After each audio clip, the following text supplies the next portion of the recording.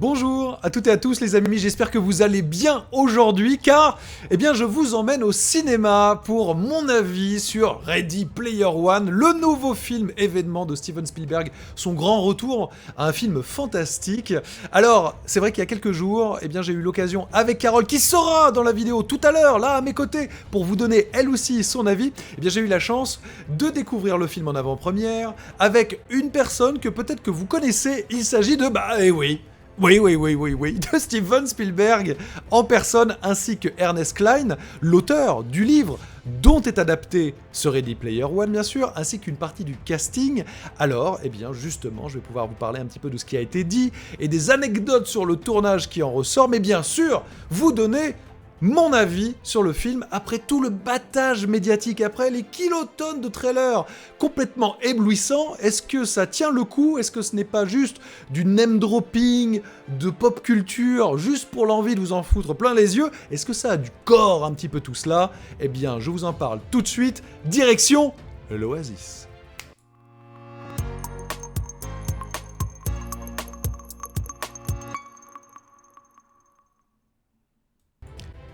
Il s'agit de la sixième adaptation d'un livre de science-fiction de la part de Steven Spielberg, après Jurassic Park, après Le Monde Perdu, La Guerre des Mondes, Minority Report ou encore Super Toys, qui avait donné vie à AI. Cette fois-ci, c'est l'adaptation du livre d'Ernest Cline qui a été publié en 2011, livre éponyme. L'inspiration de ces livres, en fait, vient de Roald Dahl. Et Ernest Cline se demandait, et si Willy Wonka, le fameux chocolatier de Charlie et la chocolaterie, au lieu d'être chocolatier, au lieu de faire du chocolat, s'il était créateur, concepteur de jeux vidéo, qu'est-ce que ça donnerait?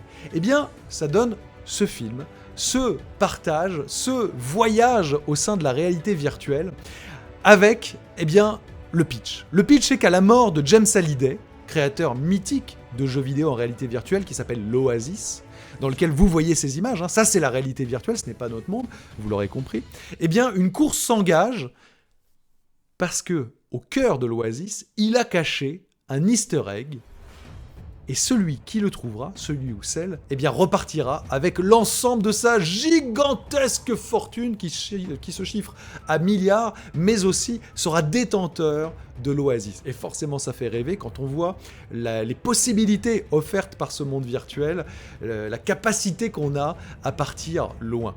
Alors, qu'est-ce que vaut vraiment maintenant ce film? Au-delà de la technologie omniprésente, 60% du film a été tourné en performance capture, c'est quand même assez dingue, au point que parfois, franchement, on a l'impression de voir un dessin animé en image de synthèse plus qu'un film en prise de vue réelle, ça n'est même pas la moitié du film. C'est vrai qu'il y a énormément de références, elles s'empilent, mais alors, en veux-tu, en voilà, de Akira à Freddy, à Duke Nukem, il y a même Chun-Li qui passe par là, il y a Jurassic Park, il y a King Kong, il y a le géant de fer, il y a les Cosmocats. Bref, je vais évidemment pas tous vous les citer, c'est pas du spoiler, parce que pour la plupart, ils ont un temps d'écran absolument minuscule, de l'ordre de, de la demi-seconde, de la 3 plans et demi qui sont déjà partis. Les personnages de Halo, c'est une course et puis il va-t'en. Duke Nukem, c'est un tir et puis il explose. Bref, il y a un gros passage qui est plus long, qui est une énorme référence à un film absolument culte, et je trouve que c'est l'un des meilleurs moments du film, mais je ne vous le spoilerai pas. Il n'y a pas de spoiler dans cette vidéo. Je tiens à bien à le préciser, histoire que vous puissiez y aller et découvrir avec vos yeux, calmement, tranquillement, sans justement être perturbé par ce qui aurait pu être dit. Mais c'est vrai que tout ça, au-delà du ride, au-delà du côté plaisant du divertissement, ça va quand même très très vite, voire parfois trop vite, c'est extrêmement explosif. Comme je vous disais, c'est vraiment du name dropping, en veux-tu, en voilà. Et ça, c'est la sensation que j'ai eue en sortant du film avec Carole.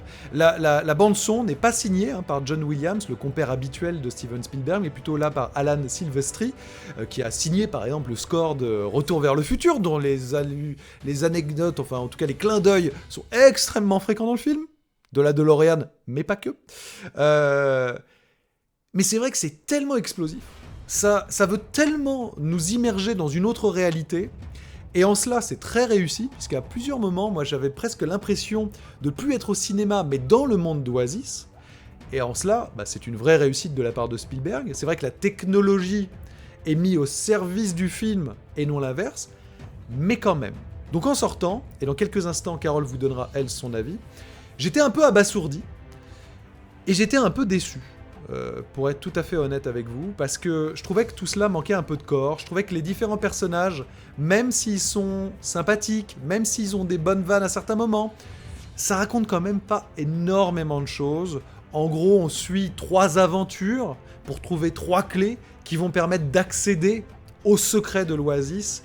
Et peut-être que vous verrez Wade Watts, donc le jeune ici, qui est alias Parcival dans le monde virtuel de l'Oasis, va-t-il devenir le détenteur de l'Oasis ou pas? Bien sûr, il y a des méchants, il y a une corporation qui veut aller plus vite que lui, qui veut récupérer l'œuf avant tout le monde. Bref, c'est cette lutte très manichéenne finalement qui s'instaure. Alors il y a de très bons passages, mais je trouve que Steven Spielberg, dans les années 80, justement, puisque c'est ça, c'est un hommage à la pop culture, et d'ailleurs Ernest Cline, donc l'auteur du livre initial, a dit que sans les films de Spielberg, jamais il n'aurait pu avoir toutes les idées qu'il a eues pour écrire son livre, eh bien, prenait peut-être un peu plus de temps, et donc nous racontait plus des histoires, plutôt qu'un long clip absolument ahurissant, parce que là, ce que vous voyez, c'est de l'image de synthèse, et on est sur du photoréalisme, hein. C'est franchement complètement dingue. Vraiment. Enfin, c'est bouleversant technologiquement ce que ILM et Digital Domain ont réussi à faire.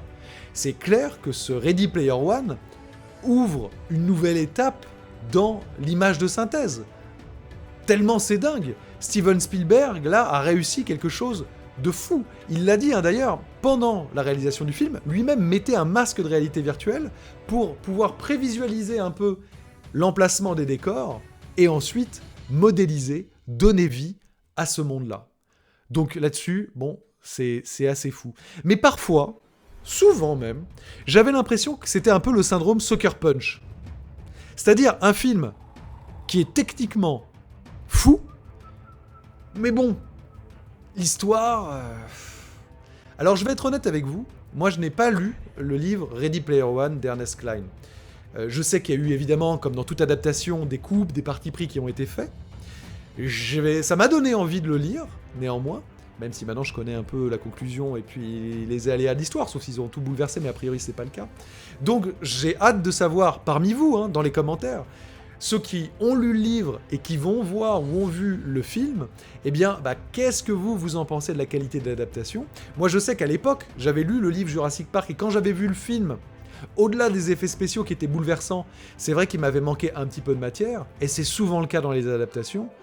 C'est sûr que compiler un grand livre en 2 heures, parce que c'est à peu près la durée, je crois que c'est 2h07, un truc comme ça, pour Ready Player One, c'est pas simple non plus, là surtout qu'il y a vraiment beaucoup de choses, mais, j'avoue que le film, petit à petit, jour après jour, puisque je l'ai vu il y a à peu près une semaine, a fini par mûrir en moi, et au final, même si je maintiens qu'il raconte toujours pas grand-chose, je lui reconnais quand même 3 qualités. La première, et c'est assez rare finalement, c'est qu'il est très respectueux du matériau référentiel des années 80 et de toute la pop culture. Il les traite vraiment dans l'hommage. Alors ok, très picorage, très fanservice, je pense qu'en plus c'est presque fait pour que vous alliez le voir plusieurs fois, tellement ça va vite, et que vous faites « Ah lui je l'avais pas vu, ah là attends, ah là c'est Cosmo Cats, ah là c'est Chun-Li, ah attends là c'est la DeLorean », etc. Mais quand même, c'est le film qui montre à quel point la réalité virtuelle, le jeu vidéo, la pop culture fait partie aujourd'hui de notre culture, de nos générations. Et ça, quand même, c'est intéressant. Il y a cette phrase aussi, à la fin du film, qui dit que « Rien ne vaut la vie réelle, car c'est le seul endroit où c'est réel ». Alors bon, elle est un peu creuse quand même, mais ça a une résonance qui n'est quand même pas complètement fausse. Aujourd'hui, on est si connectés, rivés à nos smartphones, à Internet, à YouTube et compagnie. C'est vrai qu'il ne faut pas oublier que le monde réel, quand même, il existe encore et que finalement, il est pas important, il est essentiel. Ça, c'est vraiment au cœur du film. Après, il a un côté très euphorisant, c'est-à-dire, ça va vraiment... La séquence de course-poursuite, qui est le premier temps fort du film, est quand même tout simplement hallucinante. C'est un espèce de flipper géant. On a l'impression, on fait corps, on est rivé quand même à son fauteuil. Et c'est ça aussi qu'on attend d'un film à grand spectacle, il faut pas se mentir. Donc quand on voit ça, bah c'est assez jubilatoire, c'est assez euphorisant. Et en cela, c'est un film qui est quand même vraiment bluffant et qui, je crois aussi, il faut le voir avec des yeux d'enfant. Clairement, moi maintenant, bah, j'ai plus 10-15 ans quand je découvrais les premiers films de Spielberg. Je crois que Spielberg, un peu comme Shigeru Miyamoto, continue à produire aussi les choses pour un jeune public. Et les codes du cinéma d'aujourd'hui, on peut le regretter, hein, mais sont extrêmement clippés, beaucoup plus que dans les années 80-90. Avec Carole, dernièrement, on regardait Indiana Jones, les premiers Indiana Jones, bah, c'était beaucoup plus lent, beaucoup plus calme qu'aujourd'hui. Aujourd'hui, c'est cut. Nous, peut-être comme des vieux cons, mais on trouvait que ça avait plus de charme et surtout que les histoires s'attardaient plus sur les personnages. Mais justement, histoire d'avoir l'avis le plus global, histoire de vous donner les choses les plus précisément possibles, eh bien je vais invoquer un deuxième personnage dans cette émission. Attention, invocation, Carole Quinten, en direction même des années 80, je bring Carole. Oh, coucou Julien. Comment allez-vous, très cher? Bah ça va très bien, et toi? Bah écoute, oui, alors je sais pas si tu entendais, mais je donnais mon avis donc, merci, bonjour, de Ready Player One. Toi je sais, moi t'as vu, mon avis a un peu évolué au fil de temps, je me suis un peu calmé, au début on est sorti, on était mi-figue, mi-raisin, mais plutôt raisin. Eh bien, toi, ton avis? Eh bien moi Julien, et coucou les amis, hein, ravi d'être avec vous, je n'ai pas changé d'avis, effectivement à chaud j'étais un petit peu déçue, mais je pense qu'on me l'a vraiment survendu le jeu, Le film. Waouh, le film, vous vous rendez compte? Mais c'est un jeu, quelque C'est part, un lapsus révélateur, ouais. On m'a survendu, si tu veux, ce film, donc je m'attendais peut-être à trop. Je trouve que ça raconte pas grand-chose. Je trouve que le scénario tient sur un ticket de métro, que les personnages sont un peu creux, que ça prend pas le temps de se poser. Et que voilà, ça manque un petit peu de relief. Alors après, voilà, je me suis pas ennuyée une seule seconde. Il y a un vrai rythme, c'est hyper divertissant. C'est ultra bien mis en scène. C'est bien mis en scène, techniquement c'est fantastique, c'est assez bluffant. Mais voilà, je pense que Spielberg me faisait un petit peu plus rêver quand j'étais gamine. Alors il y a le côté nostalgie qui doit parler, parce que j'ai 35 ans. Mais effectivement, ça m'a pas fait rêver. Et je m'attendais à rêver. Moi, quand on me dit Steven Spielberg, je m'attends à du rêve. Et puis même les références, j'ai trouvé que, comme tu disais, c'est un petit peu balancé comme ça. T'as une apparition sauvage de certains personnages, je ne vais pas spoiler, mais qui apparaissent une seconde. Enfin, on dirait que c'est vraiment un prétexte pour balancer voilà, quelques références qui finalement ne sont pas... Je sais pas comment ils ont fait pour les droits, parce que je pense qu'il y a à peu près 150 millions de références claires, nettes et précises. Donc il faut dealer avec tous les ayants droit, ça n'a pas dû être simple. Mais alors effectivement ça a dû être compliqué. En même temps c'est Steven Spielberg, donc il doit avoir quand même ses entrées, voilà. Mais après c'est vrai que j'aurais préféré peut-être moins de références et peut-être mieux intégrées. Après il y en a qui sont hyper bien intégrées. La DeLorean par exemple, c'est fantastique, la manière dont la course elle est plus passe. présente que d'autres références. C'est un petit peu ça, on va passer beaucoup d'Atari, on voit passer énormément aussi de références à notamment le jeu en question sur lequel oui, mais là on ne spoil pas. Pas de spoiler. Pas de spoil. Je ne dis rien, j'ai dit le jeu. Voilà. Adventure. Réfléchissez, voilà. Si vous avez une grosse connaissance de jeux vidéo, peut-être que ça peut donner un indice. Voilà, pensez à Nolan Bushnell, tout ça, bref. Mais c'est vrai qu'il y a pas mal de références, et quand tu es joueur, bah oui, il y a des moments où tu dis « Ah, c'est cool, t'as le sourire aux lèvres ». Mais je ne suis pas ressortie de là, voilà, les yeux pétillants et brillants de magie. Voilà, même s'il y a de bonnes idées, notamment effectivement une scène qui nous a énormément plu, qui fait référence à un film très connu. Ouais.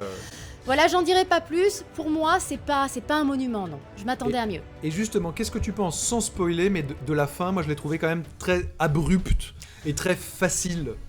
Bah oui, c'est un peu... ça finit... comme un film de Spielberg, quoi. C'est le côté un peu happy end, quoi. Je sais pas comment le dire sans spoiler, mais c'est vrai que j'aurais peut-être attendu quelque chose de plus travaillé, de plus fourni. C'est un petit peu cut, quoi, on va dire. Donc j'aurais, de toute façon, moi, du début à la fin, hein, j'ai pas trouvé ça exceptionnel. Après, encore une fois, hein, je modère un peu mes propos, je suis un peu marseillaise. J'ai trouvé que c'était ultra divertissant, bien mis en scène. Il y a Spielberg derrière, quoi. Donc en fait, c'est ce qui nous a peut-être un peu dérangé, c'est que finalement, il y avait pas Indiana Jones, quoi. C'est un pur divertissement, mais c'est tout. Bah oui, moi ça me fait moins rêver Kitty ou Jurassic Park, je sais pas, je préfère le Spielberg d'avant, et pourtant j'ai pas l'impression qu'il est tant vieilli que ça dans sa tête. Hein. Non, mais justement, est-ce que justement c'est pas resté un grand enfant et ce film... Et c'est nous qui sommes vieux. Ben, alors, ce qui est sûr, c'est que si tu parles de E.T., si tu parles Jurassic Park. de Matrix, etc., ça posait en fait des grosses questions. Et là, la seule question, finalement, c'est cette conclusion sur la vie réelle, c'est plus important que la vie virtuelle.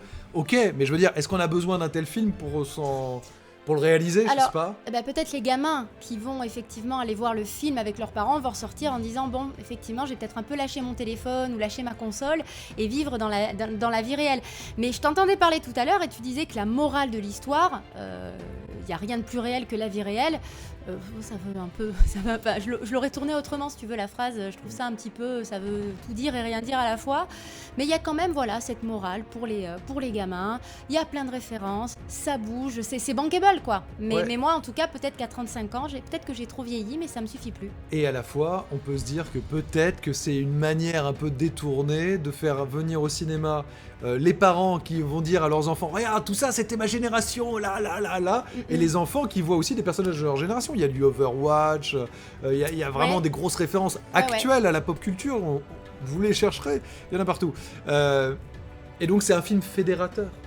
Oui, ça va réunir les parents et les enfants. Tiens, maman, c'est ce jeu. Tiens, maman, voilà, c'est ce jeu. Papa, regarde ça, je joue à ça. Regarde, c'est Street Fighter. Oh, regarde, voilà. Oh, regarde, peut-être même les parents. Tu vois, papa, il a commencé sur l'Atari, machin. Oui, oui, parce qu'il y a une vraie anecdote de l'histoire du jeu vidéo quand même. Tout repose là-dessus, hein, en fait. Et on vous le spoil pas, mais vous regarderez. Et ça, franchement, je pense qu'il y a beaucoup de personnes qui vont l'apprendre. Et j'ai trouvé ça très intéressant. Moi aussi. Et c'est en cela que finalement, je trouve que le film se sauve quand même aussi un peu. C'est qu'il y a quand même vraiment des choses. Tu en ressors, t'as appris quelque chose que moi je ne savais pas. Oui. En l'occurrence, le premier easter egg de l'histoire du jeu vidéo. C'est un peu la pierre fondatrice du film. Spielberg l'a dit d'ailleurs au début de la projection, il a confié être un vrai joueur. Il a dit que son premier jeu d'ailleurs c'était Pong. C'est comme beaucoup de gens, de sa génération si tu veux. Mais c'est vrai que depuis il continue à jouer. Il a voulu vraiment faire un film autour de ça. Moi je m'attendais à mieux, mais ça ne veut pas dire que c'est pas un bon film. Disons que je lui mettrais pas 18 sur 20 quoi. La note de Carol Quinten. Je dirais, je sais pas, c'est difficile, c'est plus facile de noter les jeux vidéo forcément. Un petit 13 quoi, 12-13, plus, moins. Ouais, un petit 13, 13-14 quand même parce 14, que 13-14 parce que c'est quand même, je te dis, je me suis pas ennuyée, je me suis amusée, c'est très divertissant. C'est très divertissant. Par contre, ça raconte pas grand-chose. Voilà. Bah écoutez, en tout cas, je crois que vous avez notre avis relativement complet maintenant de Ready Player One. Moi, je pense que c'est un film aussi qui est vraiment conçu pour vendre des Blu-ray, des DVD, etc. plus tard, parce que comme ça, tout le monde va faire pause, et analyser chaque image pour découvrir. Je pense qu'un jour, ils le diront combien il y a de références. Enfin, ils l'ont peut-être déjà dit, remarquez, même je ne suis pas au courant. Parce qu'à mon avis, on dépasse la centaine de références de pop culture. Après, si vous voulez des références, jouez à Crossing Souls, c'est un jeu incroyable. Je vous ai fait le test sur ma chaîne Crossing Souls. Magique, dispo sur PC, PS4. Une beauté. Incroyable, avec des références en veux-tu en voilà, bien sûr. Julien, merci de m'avoir invité. Merci à toi. Qu'est-ce qu'on retrouve prochainement sur ta chaîne, Carol Quinten? Aujourd'hui, tu mets la vidéo mardi. mardi. Alors mardi, vous aurez quand même le test, dernière vidéo en date, le test de Far Cry 5 sur ma chaîne. Ah là là, il y a des choses à dire, il y a plein de choses à dire. Et dans les jours à venir, c'est des surprises. Ah, c'est beau. Sur la chaîne de Carol Quinten. Ça veut dire, je sais pas. Des bisous. Repartez dans les années 80, très cher. Au revoir. Effet spécial et magique. Voilà, en gros, ce qu'on pouvait vous dire tous les deux sur notre avis. Donc, pas catastrophique, mais quand même pas aussi dithyrambique que certains. Clairement, il y a la forme, il y a le fond aussi quand même. Et la Madeleine de Proust n'a pas totalement marché sur nous. Voilà. En tout cas, on se retrouve très vite sur la chaîne pour d'autres informations, avis, débats, analyses, etc. Je vous aime fort. Vive notre passion du jeu vidéo. Bon, même si là c'est du cinéma, mais c'est de la geekerie. Et puis il y a plein de références aux jeux vidéo. Donc ça va. Maintenant c'est le pape, le partage, l'abonnement, le petit pouce bleu. A très vite les amis, je vous kiffe, ciao. Et à bientôt dans l'Oasis.